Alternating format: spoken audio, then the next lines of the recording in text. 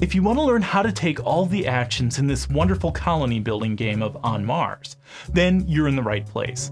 This video introduces you to all the actions in a somewhat realistic way.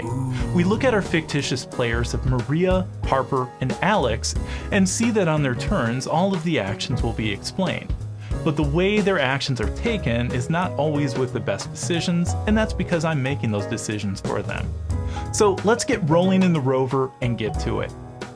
By the way, if you missed the first video in this On Mars series, which provides setup and overview of this game, I put a link to it on this card here and then down in the description. So now we start round 1. During the colonization phase, Alex takes the first turn since his player marker is in the lowest numbered space. So remember at the beginning of your turn to check the area below your depot and move any crystals from that space up into your depot.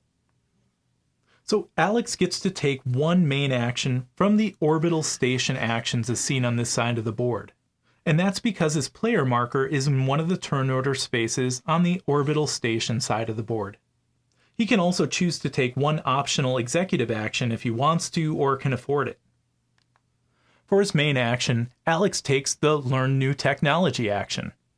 How the Learn New Technology action works is you get to pick one of the tech tiles from the tech grid and pay its cost if any. The bottommost row has no cost, the second row costs 1 battery resource, and the top row costs 1 battery resource and a resource of your choice. Once you choose your tech tile, place it in an empty space in the level 1 column of your laboratory and gain the benefits shown on that space. To know what these icons do, refer to the last page of the reference book.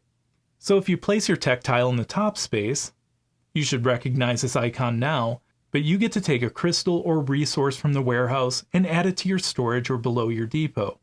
If you place your tech tile in this bottom space, you gain a crystal from the supply. Any vacant tech tile spaces don't get filled right away. This actually happens when the colony level increases, as we'll see later. As a side note, if you don't have any available spaces in this left column, you can't take this action.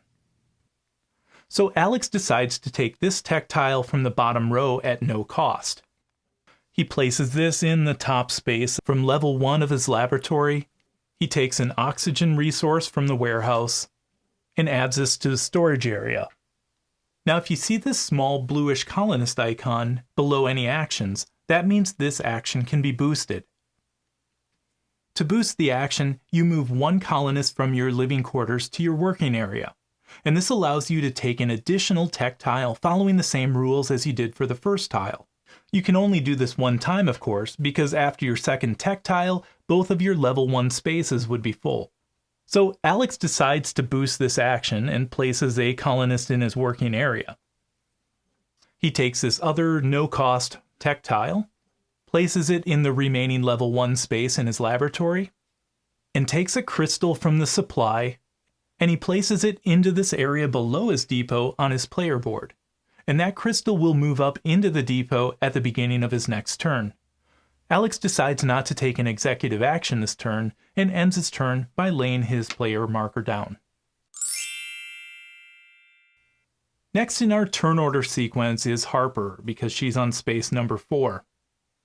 So on Harper's turn, she decides to take the Obtain Blueprint action. Unlike the tech tile action, this action requires you to place a colonist from your living quarters in one of these 3 spaces. And this is noted by this red colonist icon located at the top of this action space.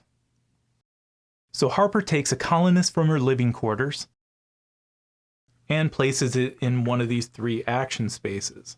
If your colonist is now the only colonist in these action spaces, then proceed with taking the action. For each other player color in these action spaces, you must either pay 1 crystal to the supply or move 1 colonist from your living quarters to your working area.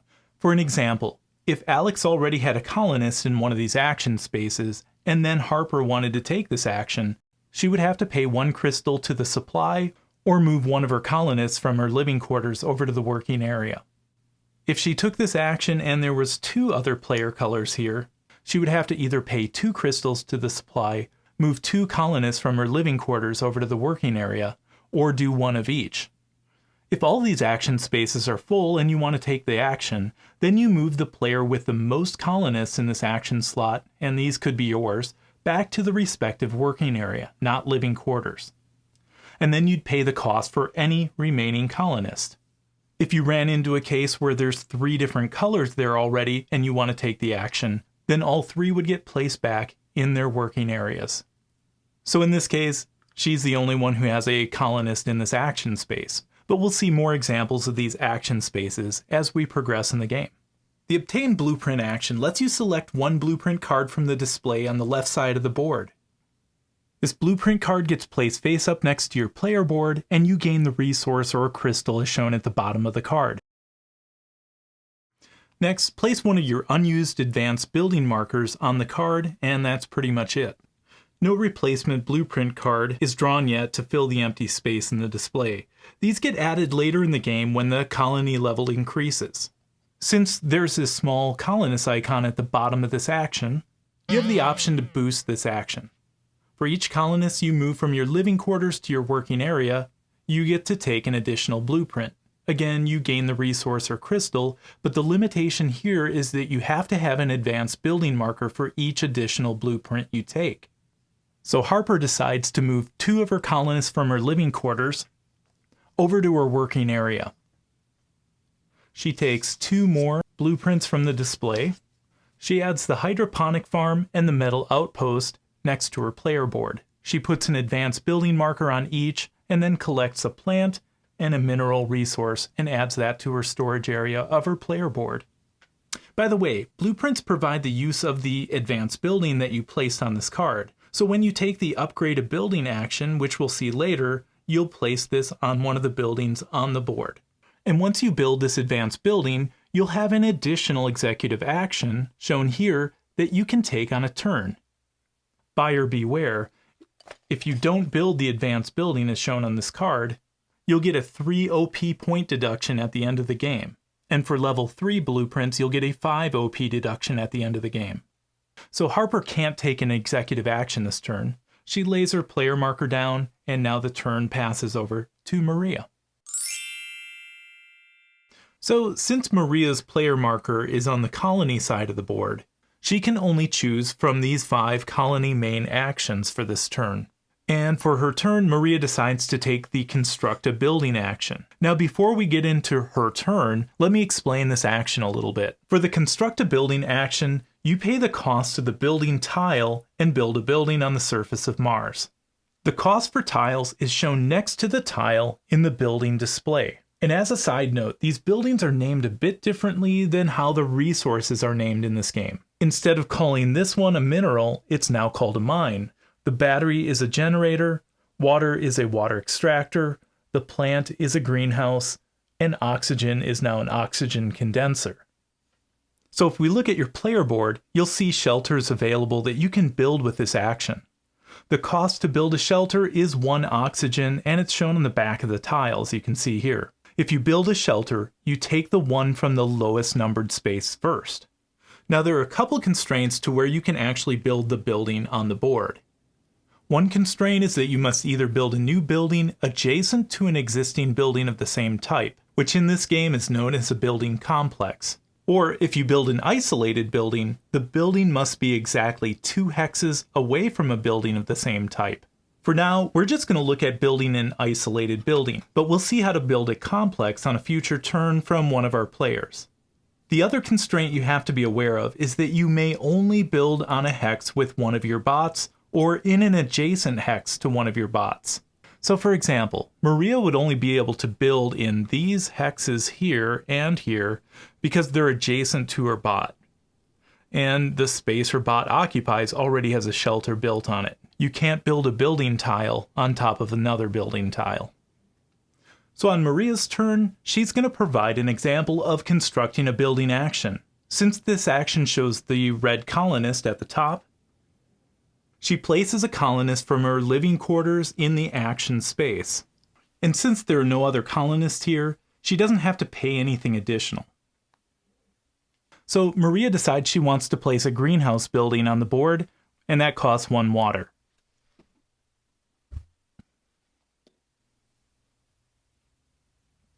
So Maria's bot is on her starting shelter. She wants to make an isolated building out of this greenhouse. And you'll understand why she doesn't create a complex right now when we look at building complexes later. So her only option is to place this greenhouse here, since it has to be exactly 2 spaces away from this other greenhouse. And it also has to be either in a space adjacent to her bot or the space her bot occupies. So she places the building here, and when you build a building, you gain a resource matching the building type. In this case, Maria gains a plant. And by the way, if you placed a shelter, you collect a crystal. Lastly, since this building is considered an LSS building, she moves the matching marker up the corresponding LSS track. To know whether a building is an LSS building or not, if the building matches one of these 4 markers, it's an LSS building. Now, when you construct a building and move a marker for the first time, moving it from row 1 to row 2, you gain 2 OP. And when you bring your marker up to the same level as the colony marker, which Maria did, you also gain LSS rewards as seen at the top of the section. You gain what's shown on the LSS reward tile at the top of the same column you just moved the marker in, and you also choose one of the 4 rewards as listed in the upper left corner. Check the bottom of page 2 in the reference book for an explanation of what these icons mean for these rewards. Now, you don't replace the LSS tiles at the top when you take a reward. It stays there for the entire game.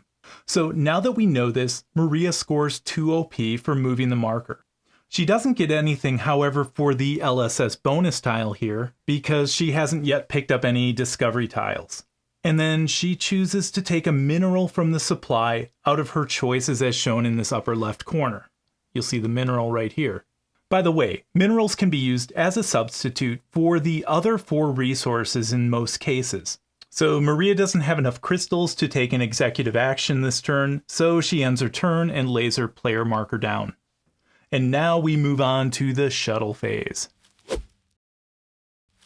For the shuttle phase, the first thing that happens is you move the shuttle to the opposite side of the board to the space indicated by the current colony level.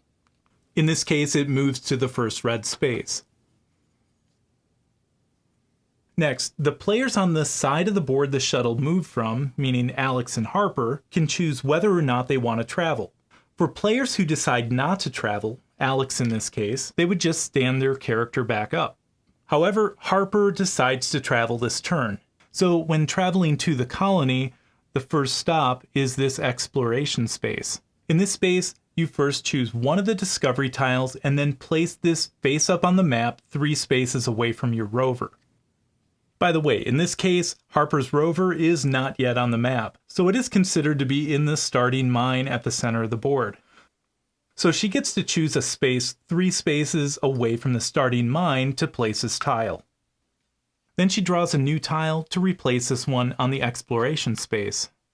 Then Harper moves to the retrieve colonist space. This space allows her to move any colonists in her working area back to her living quarters. And then if she had any colonists in any of the colony action spaces, she could return those to her living quarters as well. Now, if you don't have enough spaces for your colonists in your living quarters, they go back to your supply. Lastly, she chooses a new turn order space on the colony side and chooses space number 8, which lets her take 1 blueprint from the display. And she chooses the construction yard blueprint. Since this awards a mineral, it actually would exceed her storage capacity, so she doesn't take a mineral for this card. Now, if you don't travel, like Maria and Alex's turn, they don't get the advantage again of their turn order space. That's only for the players who travel. And now it's time for round 2. Before we start the next round, I want to take a second to talk about these private goal cards. These are the 3 cards that are placed near your player board at the start of the game. So you look at these and keep them private, hence the name private goals. Ooh. However, you can only complete and gain benefits from one of these throughout the game. When you meet the requirements on the card, you flip it face up so the other players can see it and gain one of the benefits as shown. So for the case of this private goal card, this says when you have 7 colonists in your living quarters, you get to take one of these rewards. For a list of what each card does, refer to the reference book. Now, don't think the cards that you don't use are a waste of space. You can return these unused cards back to the box to pay for things that require a crystal, as noted by the crystal icon on the back of the card. And you don't have to complete one of these private goals. You could use all 3 cards in the place of a crystal to pay for things like executive actions. So let's get back to round 2. Alex goes first this round since he's in the lowest numbered turn order space. At the start of his turn, he moves the crystal from below his depot up to his depot, and now his depot is full. On his turn, he chooses to take the research and development action, and so he places one of his colonists in the action space. Since there's no other colonists of any other color here, he can proceed with the action. Research and development lets you develop your tech tiles in your laboratory. First, by developing a tech tile, you free up the leftmost spaces so you could learn new technology like we saw on Alex's last turn. Second, your tech tiles will be worth more OP at the end of the game since you'll receive the number of OP listed at the bottom of each column, and that applies to each tile in that column. Third, if your tile moves to a space with a laboratory benefit icon, you gain that benefit. And fourth, your tech tiles can become more powerful as they level up, which we'll see in a minute. So when you take this action, you can move one of your tech tiles twice, or move 2 separate tiles once. Each space your tech tile moves has to be into a vacant adjacent space to the right, and you must pay the cost as shown at the top of the column. So Alex decides to move his rover once and his water extraction tile once. And column 2 costs 1 resource of any type, so he pays a plant and a water. You also had the ability to boost this action by moving a colonist from your living quarters to your working area. Each time you do this, you can move 1 tile 1 more space to the right, paying the cost as shown. So Alex moves a colonist from his living quarters to his working area, and pays an oxygen to move his rover tech tile to level 3, and then he gains a mineral. And lastly, for an idea of what all technology tiles do, see page 2 in the reference book. By the way, you can use technology tiles from your player board, but you can also use technology tiles located on anyone's player board. If you use another player's technology tile, that player who owns the technology tile takes an oxygen from the supply and places it above their player board. So at the end of your turn, that player has 2 options. One option is that they can develop that technology tile at no cost and gain the benefit of whatever's on the new space, if any, it moves to. If they take that route, then they have to put the oxygen resource back in the general supply. Or if they choose not to develop the technology tile, then they gain the oxygen resource. So on Alex's turn, he also decides to take the Resupply executive action. He pays 2 crystals to take a water resource from the warehouse, and he adds this to his storage area. And Alex ends his turn. For Maria's second turn, she takes the Control Center action. The Control Center action gives you 2 movement points to move your rover and 2 movement points to move your bots. So for example, you could move your rover to pick up a discovery tile, and then move one of your bots 1 space and another one of your bots 1 space. That's if you have another bot. You could even move the same bot twice, and the order of movement for this doesn't matter. So you could move a bot, move your rover 2 spaces, and then move another bot 1 space. You may also spend a crystal that you have in your depot to gain an additional space of movement for either your bot or your rover. And if there's a tech tile on someone's player board or your player board, you may use this to boost your rover's range by the column level. So in this case, 3. Now maybe you have the question, why would I want to move a rover or bots? Well, you may want to move a bot to help you construct a building, since we already have seen the importance of bots during construction. Bots can also be used to destroy crystals, discovery tiles, and research tiles. If a bot ends its movement for the turn in a space with one of these, in the case of a tile, it gets removed from the game. If a bot ends its turn in a space with a crystal, the crystals return back to the supply. For your rover, you may want to move it to pick up a research tile or discovery tile, and these can do things like help you fulfill missions or private goals. If your rover ends its turn in a space with one of these tiles, you pay any associated cost and gain the tile. Discovery tiles get placed down in your player area. If your rover either ends its turn in a space with a crystal or moves over a crystal, you add this to the space below your depot on your player board. By the way, at the beginning of the game, your rover starts in the starting mine, even though your piece isn't physically there yet. The first time you move your rover, you start out just by counting hexes from the starting mine, and then place your rover. Also of note for rovers, you can't pick up the research tile of the same letter that you already have taken, and you must also be able to use at least some of the benefit from the tile you picked up, otherwise you can't end movement on that hex. Bots and rovers can move over about anything. They just can't end their turn in a place with another wooden meeple like a colonist, rover, or bot, or an advanced building. So Maria moves her bot 2 spaces and then moves her rover 2 spaces, heading for this discovery tile. She boosts this action by paying 1 crystal from her depot to the supply, and she thinks it's not worth using Alex's tech tile yet because she doesn't want to give him the advantage. She moves her rover 1 more space and collects the discovery tile. You gain the benefit of a discovery tile when you pick it up, and in this case she gets to place an oxygen condenser building on the board following building constraints. So she places the oxygen condenser exactly 2 spaces away from the other oxygen condenser building next to her bot. Now this building has 3 diamonds on it with arrows. When you see this, you place a crystal in each empty hex that the arrows point to. So she places 1 here and here, but not in the space with her bot. Then the building tile gets flipped over and Maria collects 1 oxygen resource and moves the oxygen marker up 1 space on the LSS track. She collects a 2 OP from the space, and since this moved to the same level as the colony marker, she gets the reward of 2 OP for each bot she has on the board. She has 1, so she gains another 2 OP, so she moves her OP marker 4 spaces.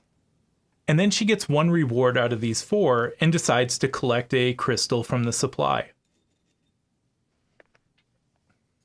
She ends her turn and lays her player marker down. For Harper's turn, she takes the construct a building action. Now we've already seen this action on how to build an isolated building, but this time we're going to show the differences on how to build a building complex. So she has to place a colonist from her living quarters over in this action space. And since Maria already has a colonist in this action space, Harper needs to either move a colonist from her living quarters to her working area or pay a crystal to the supply. And she decides to pay a crystal to the supply. So she also spends a battery and takes a water extractor building. She wants to place the building here next to the other water extractor building to create a 2-building complex. But what's different about creating a building complex is she will need to use a tech tile matching the building type where the level equals or exceeds the number of buildings that she's connecting to. She would just need to use a tech tile of at least level 1 for this one. So Alex has a level 2 water extractor tech tile, and we can see it's level 2 here. So she uses this. And since this is on Alex's player board, he places an oxygen resource at the top of the board. Harper adds the building below the other water extractor building. She places 2 crystals in the empty spaces and then flips this tile over. Since she built a building complex, she gets to move the progress cube from below the matching building type on her player board and places this on her color below the matching building type in the progress area. She collects 2 water resources because she created this 2-building complex. She gets 1 resource for each building in the complex. And this is another advantage to building complexes and why they're so valued in the game. And so the bigger your complex, the more resources you're going to gain once you add on to it. If this would have been a 3-building complex, she would have collected 3 water resources and so on.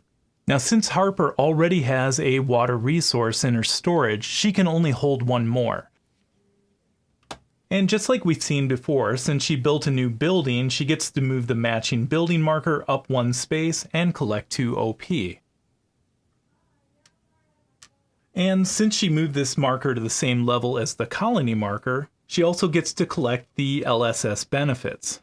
So she doesn't have any advanced buildings yet on any of the buildings, so she doesn't collect any of this reward, but she will get to pick one of these 4 items. And she decides to take a crystal from the supply and add it to the area below her depot. Harper then ends her turn and lays her player marker down. Now at the end of Harper's turn, since she used one of Alex's tech tiles, Alex can choose to either advance his tile 1 level at no cost, or add the oxygen resource to his storage area.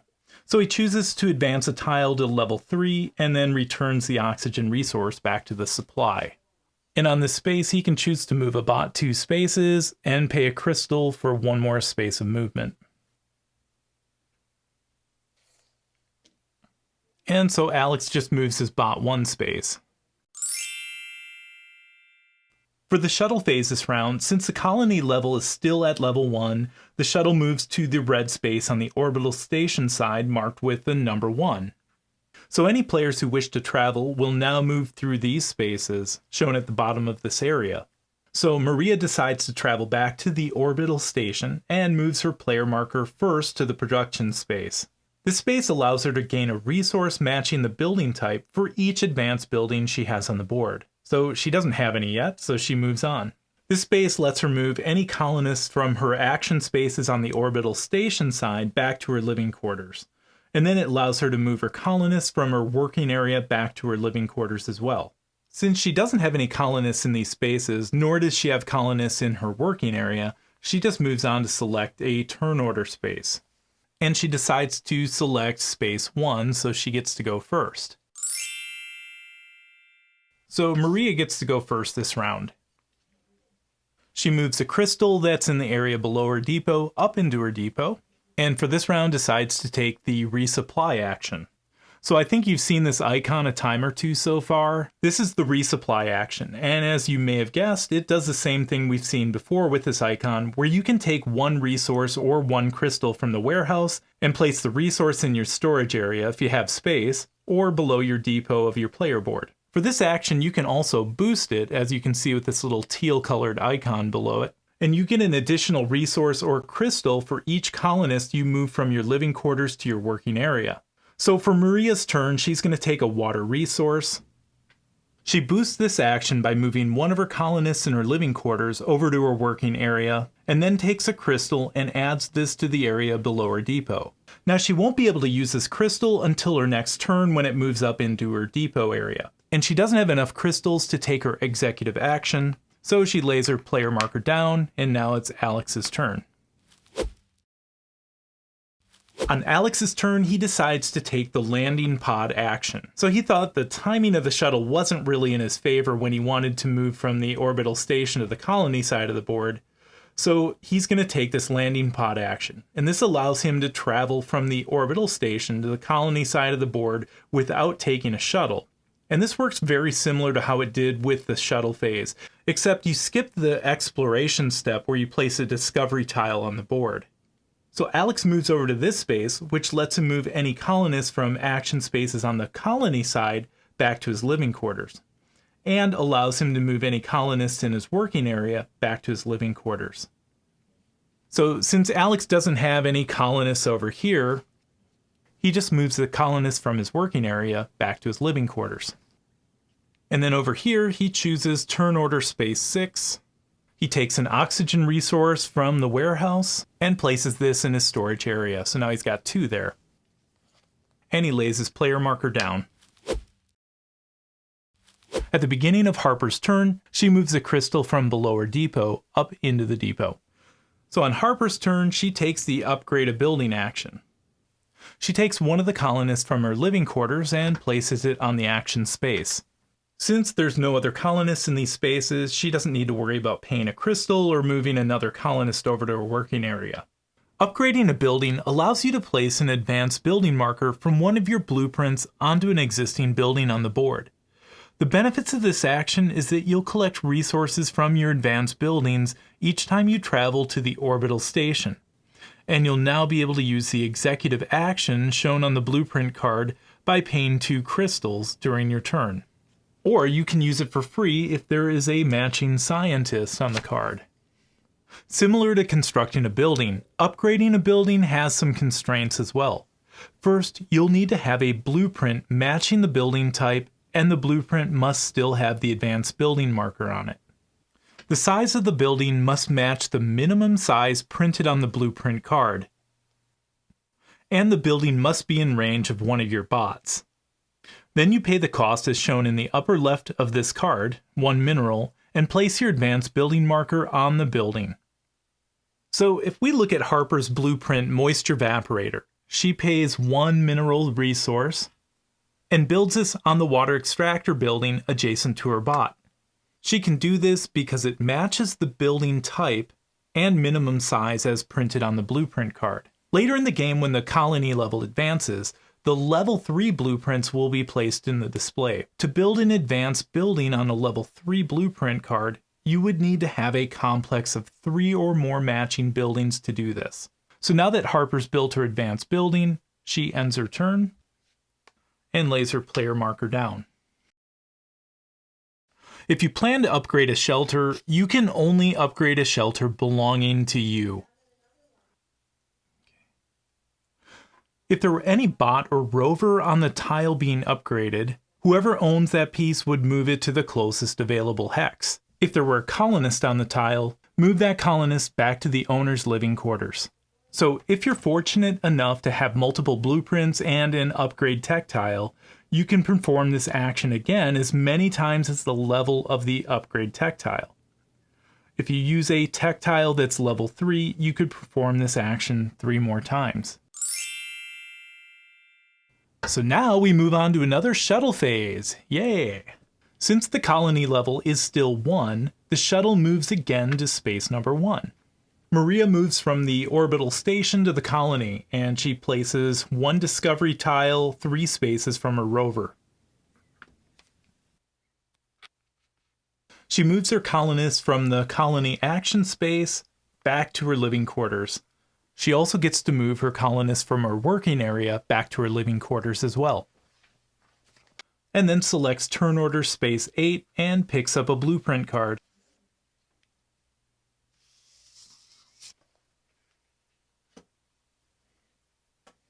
When she takes this, she can't take the extra water resource because she already has 2 in her storage area.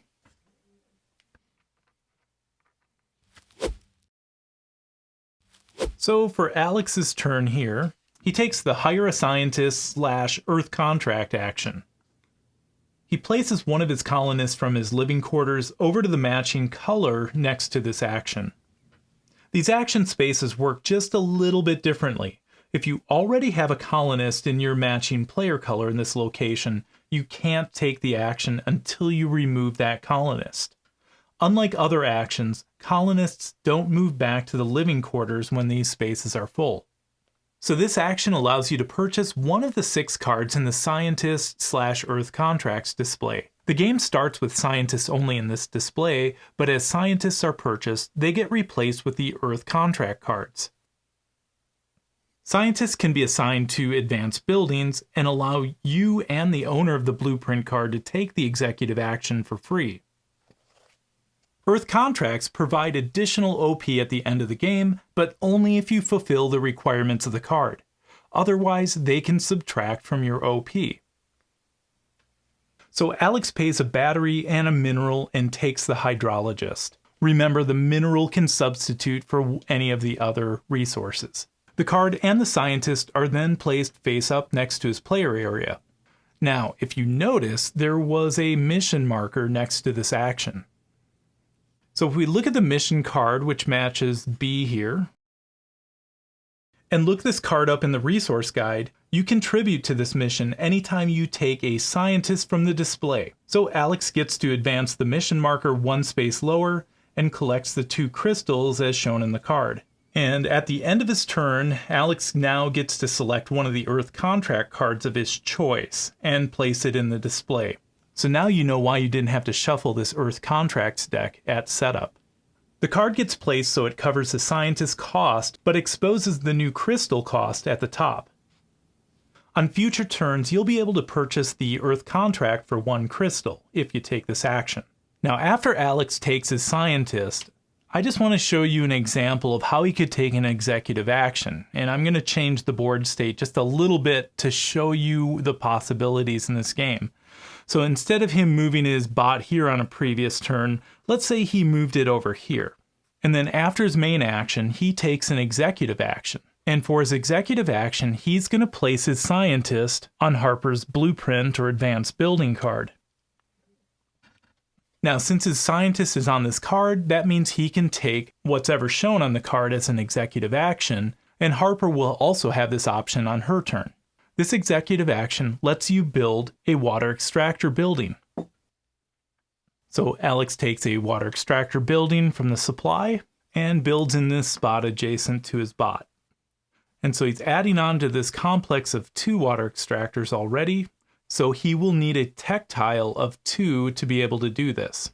And if you remember, he does have a tech tile, which is a level 3, so he can build onto this complex. Alternatively, the executive action on the blueprint card shows this little teal colonist at the bottom.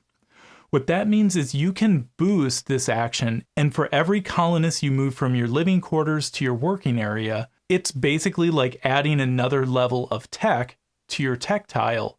Or if you didn't have a tech tile, you could just move colonists from your living quarters to your working area to equal whatever tech tile level you needed. So for instance, if Harper takes this action and she doesn't want to use the tech tile on Alex's player board, she could just move 2 colonists to her working area.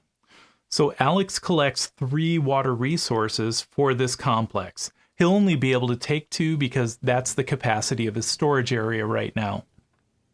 He would advance the building marker for the water extractor building. Then he takes the progress cube below his water resources and puts this on his player color below the matching building tile column. Now Alex won't collect the LSS rewards because this marker started at the colony level and moved above it. If it was down in level 1 and moved up to level 2, then he would collect the LSS rewards. Hopefully that makes sense. Then Alex lays his player marker down. Earth contracts come in 2 types, delivery contracts and upgrade contracts. Delivery contracts have resources or crystals that are required to score the card at the end of the game. As you gain resources in the game from this point forward, if you purchase this card, you can place those resources directly on your delivery contracts card or move resources from your storage area to this card. At the end of the game, you score OP for this card only if you fulfilled its requirements. But buyer beware, you lose OP listed here if you don't fulfill the requirements. To complete an upgrade contract at the end of the game, you must have an advanced building marker on a building depicted on this card that is part of a complex of at least size 4 of the type shown. So for this example, you would have to have an advanced building marker on a complex of mines that's 4 or greater. So for Harper's turn this round, she takes the Welcome a Ship action. Welcoming a ship allows you to move one of your ships from your depot to your hangar. Doing this gains you the reward of either 2 colonists or 1 colonist and 1 bot. And it also increases the number of crystals your depot will hold. It also frees up 1 more executive action. Also, ships in your hangar are worth points at the end of the game, and you'll now have the option to discard a ship during any shuttle phase to travel. Maybe this would be on a shuttle phase where the shuttle doesn't travel, for instance, or the shuttle isn't moving the way you want it to move. To perform this action, you pay the cost as shown at the left of your depot of 1 water and 1 plant. You move the ship from your depot to the hangar and collect the reward of either 2 colonists or 1 colonist and a bot.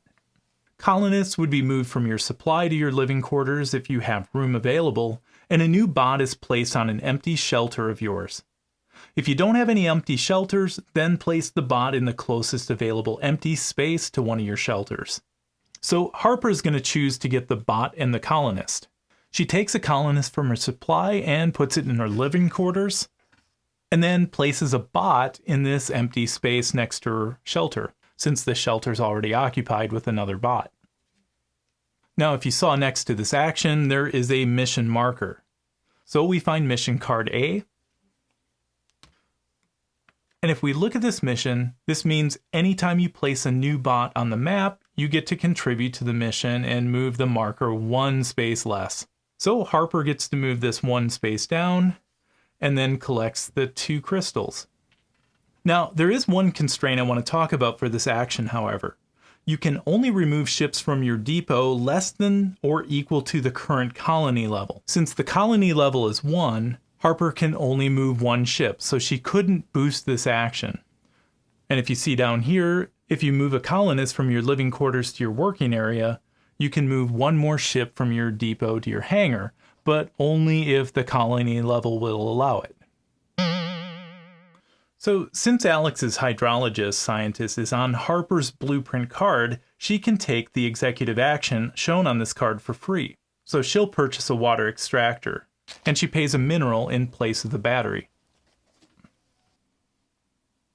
And she builds next to her bot in this space here. Now there's some displacement rules noted in the rule book, and when you build on top of a crystal, the crystal goes back to the supply. For a complete listing of displacement rules, see page 13 in the rule book. So Harper's going to add on to a complex of 3, so she'll need tech level 3 or greater.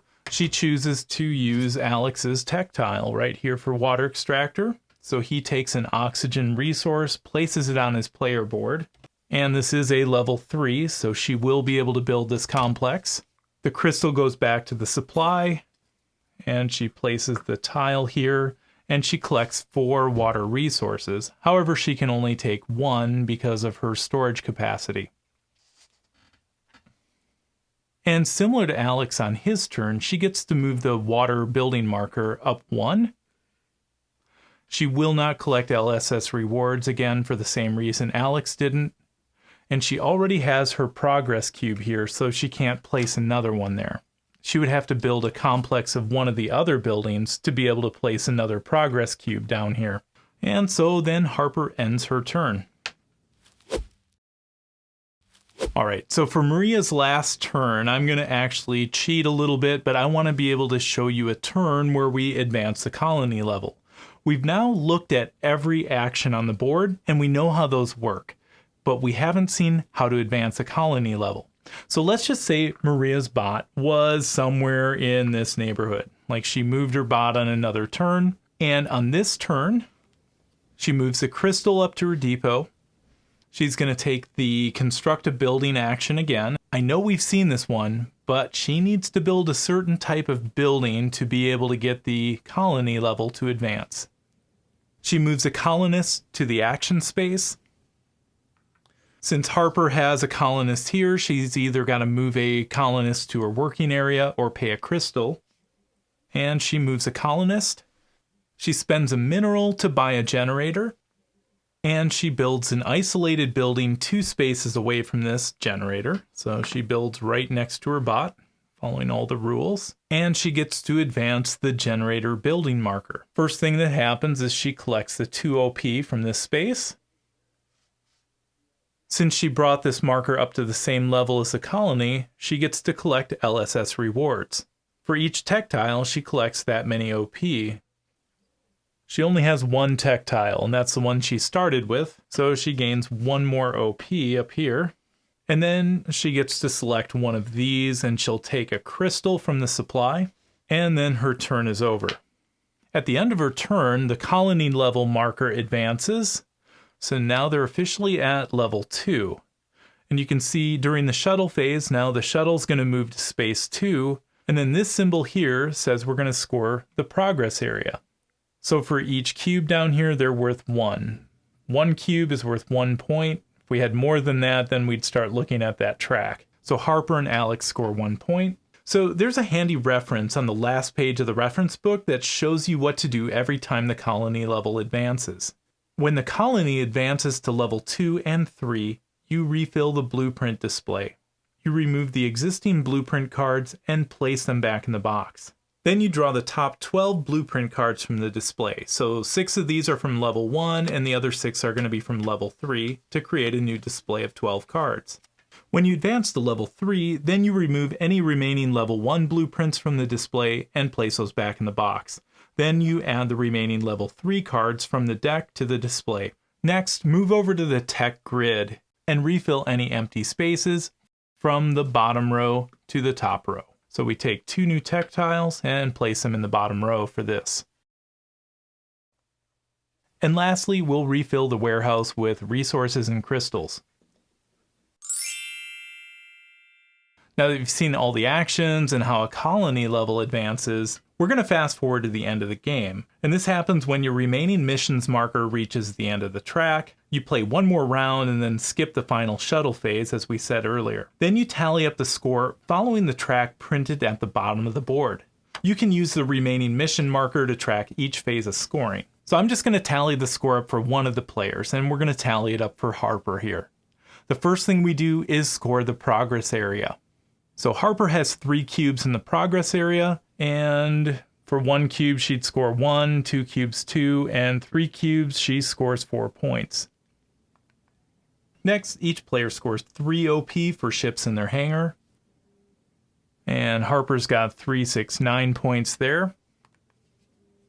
Next, you add up all your colonists, and you return all the colonists from the side of the board where your player marker is. So if your player marker is on the orbital station side of the board, return those colonists to your living quarters. If your player marker is on the colonist side of the board, return those colonists to your living quarters. So Harper's player marker is on the colonist side of the board. She returns these 2 to her player board. And she scores the highest place where she has colonists. In this case, she'll score 6 OP because she has colonists in this space. Tech tiles in your laboratory are scored next.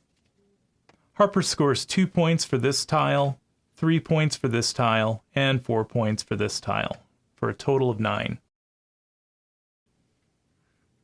Next, we score our advanced buildings. You earn 3 points for level 1 buildings and 5 points for level 3 buildings. If you didn't build any buildings, you lose 3 points for every unbuilt level 1 building, and you lose 5 points for every unbuilt level 3 building. All of Harper's blueprint cards are level 1. She gets 3, 6, 9 for placing these, but deducts 3 for this level 1 unbuilt building, for a total of 6. Next, score for your scientists. So Harper has 1 scientist, and she'll score for every advanced building on a water extractor. Now for the scientist, it doesn't matter whose advanced building is on those tiles. So in this case, Harper would score 3 points for each advanced building here on the water extractor buildings. So 3 for hers and 3 for Alex's. And finally, you score your Earth contracts. If you haven't already transferred resources over to one of these cards, you can do that now. For each completed contract, score as many points shown in the blue section of the card, and for each uncompleted contract, subtract that many points shown in red. So Harper doesn't have any Earth contracts, so she doesn't score any points there. So Harper scores a total of 40 points. Add your points on to whatever points you scored during the game, and that's your total. So Harper scored 40 additional points, so she would have 55 at the end of the game. And whoever scores the most OP wins. In the case of a tie, look at page 21 in the rulebook for tiebreakers. So I hope that these 2 videos give you what you need to get this one out on game night. Now if you're like me and you also like to play games solo, I'll put a link here and then down in the description of how to take what you've learned and learn how to play solo against the automated opponent called the Lacerda. Also in the playlist, you'll be able to find my other On Mars content as well. So thanks so much, and we'll see you in the next video.